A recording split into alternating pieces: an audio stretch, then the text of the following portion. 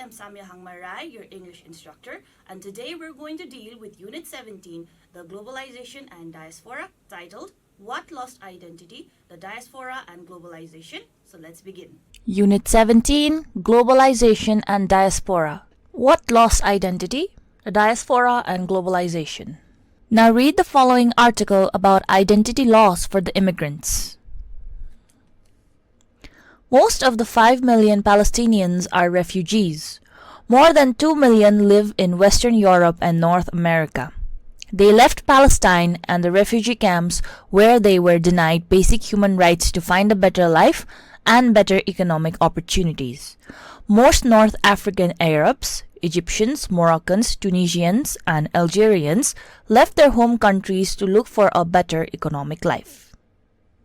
However, Syrian and Lebanese nationals left their countries not only to improve their economic situation, but also to escape from the ravages of the ongoing conflicts there. There are those who fear the loss of cultural identity when confronted with the process of cultural assimilation.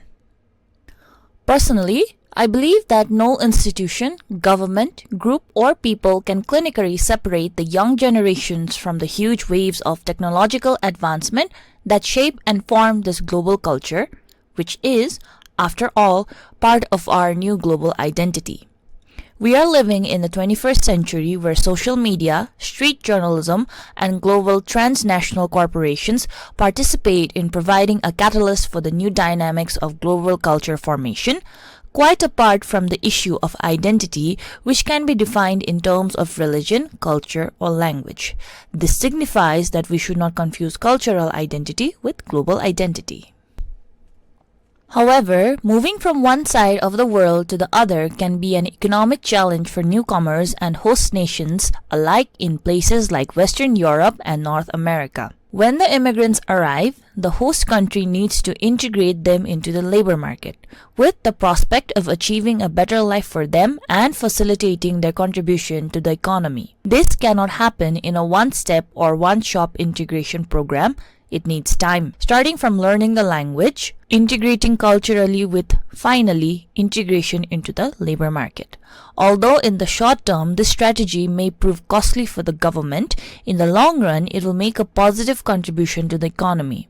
Immigrants, however, may find themselves ignored or isolated by society, even though society may see itself as open and immigrant-friendly. This can be seen in the housing situation, where immigrants can rent only from housing agencies and in specific areas. Small enclaves in cities where immigrants are concentrated begin to spring up. Take Rosengård in Malmö, Sweden, for instance, where most immigrants can be found and the crime rate is among the highest in the country. Or Lavapiés, a central historic neighborhood in Madrid, Spain, now home to a high concentration of immigrants from China, Bangladesh, and the Middle East. Enclaves such as these can be costly to the government and to the immigrants themselves, as life in these neighborhoods often runs parallel to official society and its culture, and integration is not truly achieved. Many immigrants have started their own businesses in their new homes. 20 years ago, you could hardly find Palestinian hummus or falafel in any European markets. Today, there are small entrepreneurs who have set up shops to sell Arabic, Hindi, African, Latin American foods and other products, and there is an increasing amount of trade between these countries. Spice exports from India to Saudi Arabia has increased the total sum of economic trade to 80 billion Saudi riyals.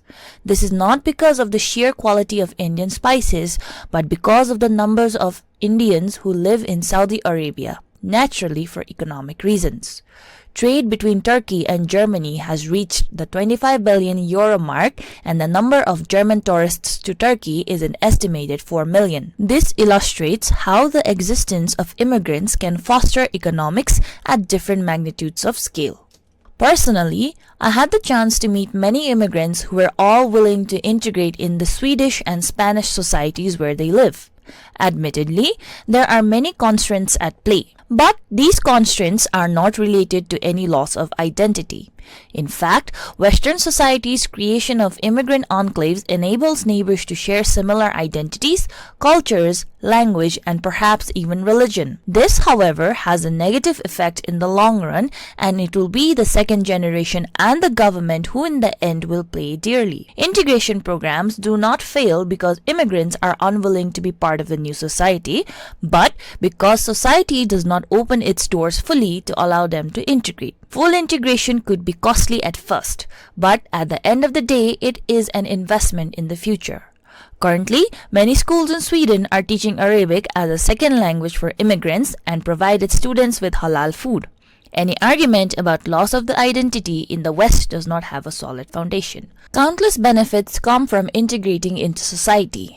It means that people will focus more on economic opportunities rather than concentrating their efforts on lamenting on a so-called identity crisis, and it means they will become sensitized to the norms and standards of the new society, its garbage collection, its traffic lights, its highway code, etc., and start to adopt new ways of thinking. The new generation will have the opportunity of boarding the ship of civilization and development that Arabs has lost a long time ago.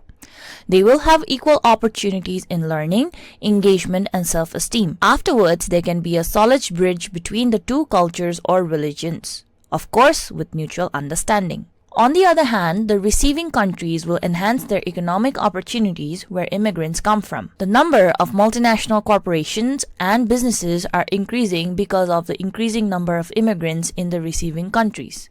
This will boost an economic, political, and cultural interaction between the two sides. Governments of Europe and North America should start their integration programs by encouraging newcomers to establish their own businesses that link them to their homeland.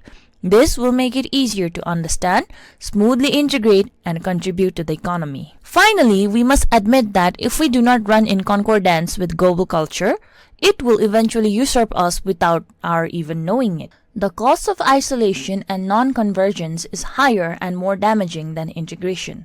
The fear of losing identity must be faced with positive interaction between newcomers and their hosting societies.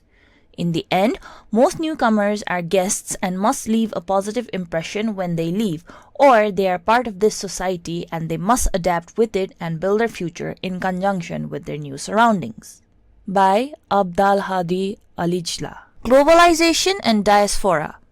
The world has grown close due to globalization. People have migrated from their countries seeking refuge to other countries for a better life, as well as to escape horrible situations in their homeland. The host countries and the host societies, they should help the immigrants integrate into their society. The more they keep it off, the more damaging it will be in the future. Although the integration costs in the initial phase are comparatively higher, but in the long term, the results are so much better. Immigrants can integrate their culture abroad if they begin businesses related to their culture. So it can be grocery stores or even food stores. By doing so, it will also help in the economic growth of themselves, but also of the host nation. People, however, they fear losing their identity. In an unknown country. However, they should also keep in mind that they should have positive interactions with the host nations. They should adapt to the new environment that they are in accordingly and work together hand in hand with the nation in order to secure their future. Homework. Number 1. Does globalization have an impact in our national culture? So you are supposed to write about how globalization impacts our national culture, whether it be in a positive manner or in a negative manner. So if it's positive, you're supposed to mention how it has enhanced our national culture. But if it's negative, you are also supposed to write about how globalization has negatively affected our national culture. Perhaps one of the examples is how young people are more focused in the Western culture rather than their own cultures. If you have any queries, please feel free to email us at learning@dearwalk.edu.np. Thank you very much.